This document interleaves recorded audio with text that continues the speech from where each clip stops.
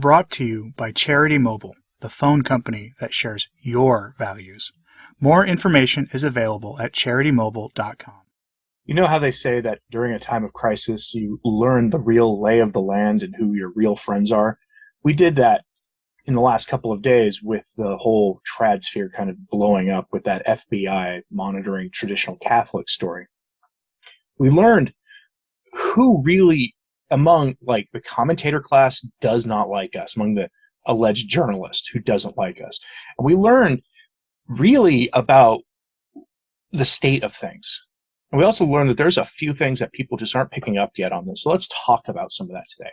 Let's start with an update on the story, which is, by the way, all this, my ability to put everything that I'm doing down in delayed videos I've made to give you these updates is made possible by the generosity of the patrons who support this channel. So thank you to them for doing so.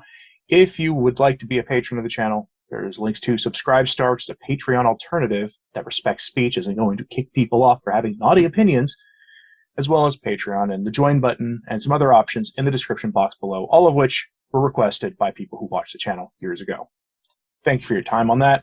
Let's get into this first. First update, the FBI has rescinded the story.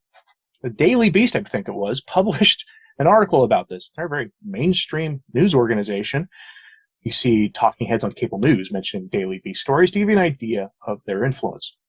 And the Daily Beast published a story about this and asked some pointed questions to the FBI. And the FBI responded by saying they've rescinded the article because they were never expecting this to go public because, again, the original story was leaked by an FBI whistleblower. And they're reviewing their methods for making such lists and all sorts of other things and about who they're watching. That's all well and good. There's something else going on right now, and there's this thing called the Church Committee going on. Now, if you don't know what that is, the House of Representatives have brought back something that was done in 1975, and the Church Committee, as it was called, 1975, was a committee to investigate corruption in the various alphabet organizations. These are the security organizations in the federal government. Infamous period in history. This was all in the aftermath of Nixon and Vietnam and all sorts of other things that had been happening at the time. And in some ways, things looked a lot like they do now with overreach by certain federal agencies. Well, there's that going on again right now with the feds. So that's going on, and the timing of the leak of that story could not have been more perfect. In fact, I suspect was timed as such, because if you knew these committee hearings were about to start, that would be the perfect time, just before they start, to if you were an FBI whistleblower, to release such documentation on the public. And I suspect that's the driving factor here. And my hope is that some of the members of the House of Representatives will ask some very pointed questions about this story, if they haven't already. Try to keep up on that if possible. It's more the kind of thing I'm more likely to post on Twitter than in a video, though. So let's talk about some odd things I noticed about this story. The first was, I looked on YouTube and I didn't see anyone else talking about this. Let me know in the comments if you saw another YouTube Catholic commentator or audio podcaster talking about this story. I didn't see anyone. Not a single person. Some chose to sort of upload old clips of like 2-year-old live streams they'd done instead. It was odd. And I had a couple people tell me behind the scenes why that was. Why they thought that was, and that's because there are certain very high-profile people in the commentary sphere who the Vatican would absolutely like to take down. If you watched my video yesterday about the admission by Rome that they are watching traditional Catholic commentators, it seems like a profound waste of their time to me if they want to go after things, and if they completely misunderstand the reach we all have. If they want to do that, that's their business, but they are keeping tabs on bloggers and YouTubers and the rest. And certain ones of us they would absolutely love to take down. And I suspect that's why you didn't see anybody else commenting on this. Now, almost everyone else seems to have missed this. And I missed this. This was brought to my attention by a friend talking privately to me, but I'm going to repeat what they said. You noticed that not a single person in this story involving the FBI has mentioned that this is the government's essential endorsement of the way the church is run right now. There's a few factors about this. The reasoning was that traditional Catholics reject Vatican II and are against Francis. Now I have to ask you, why does the US government care about Vatican II and Francis? I have my suspicions about Vatican II, actually, and that would have to be, it would require like a FOIA request, a Freedom of Information Act request. That could cost me hundreds of thousands of dollars that I don't have and put me, squarely in the sights of some people about looking into the involvement of the US government at Vatican II. I have my suspicions, strong suspicions, they were heavily involved there.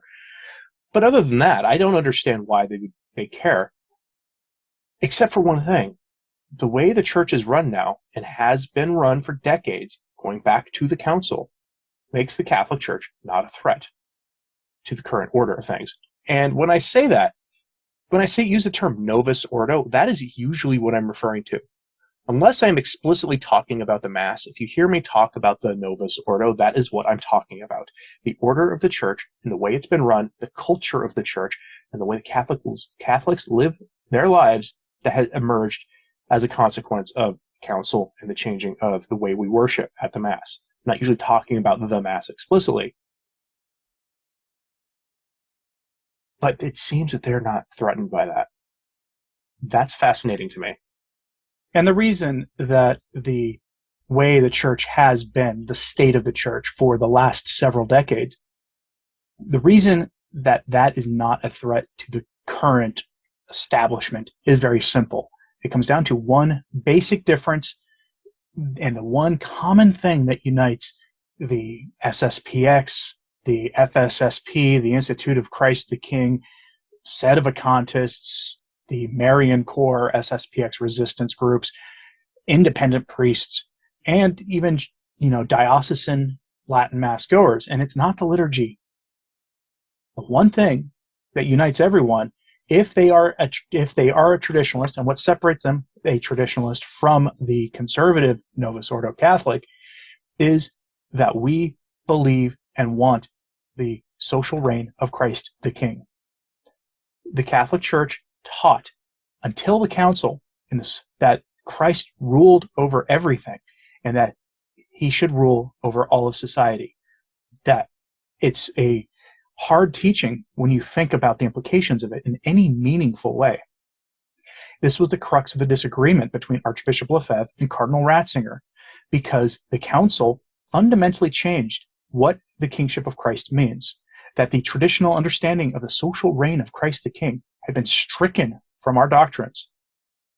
It was a debate that Lefebvre had with Ratzinger for many years. And Lefebvre could not get Ratzinger to affirm the previous teaching on the social reign of Christ the King. This is infamous stuff and in the traditional world.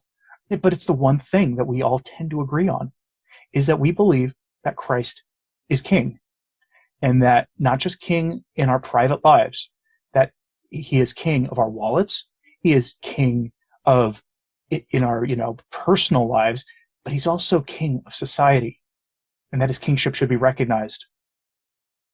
And when you think about what that means, it includes how society should operate, what is and is not acceptable. The powers that be find that objectionable, to put it mildly. And that is why they view traditional Catholicism as dangerous. That's the real reason. That's the crux of the matter.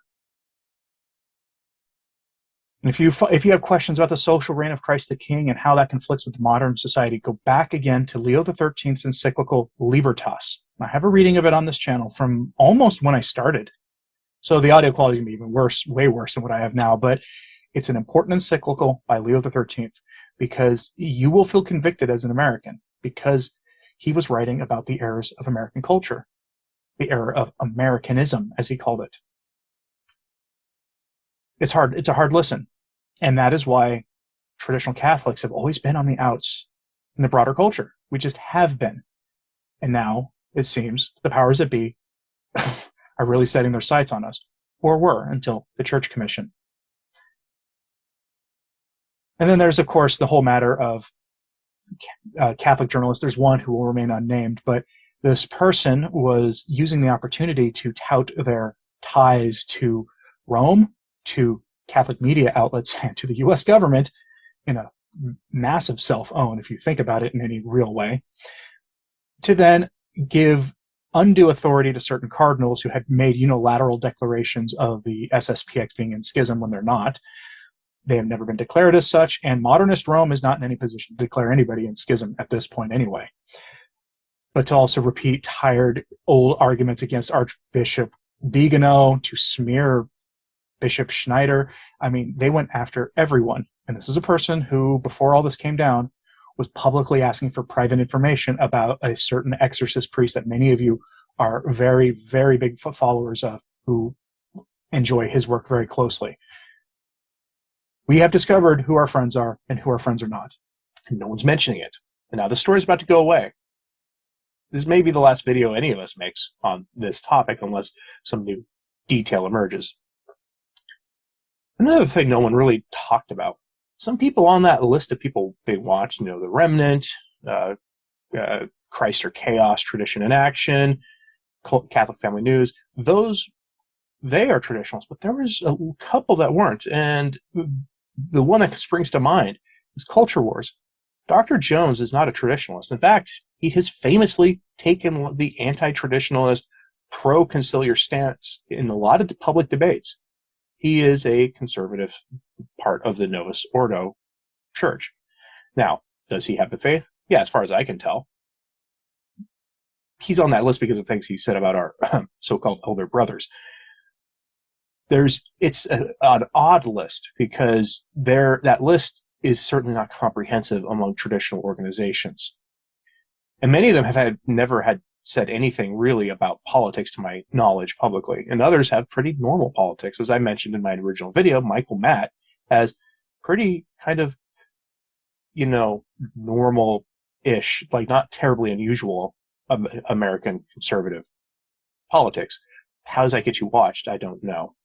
We truly learned a lot about the trad sphere with this in a very short period of time.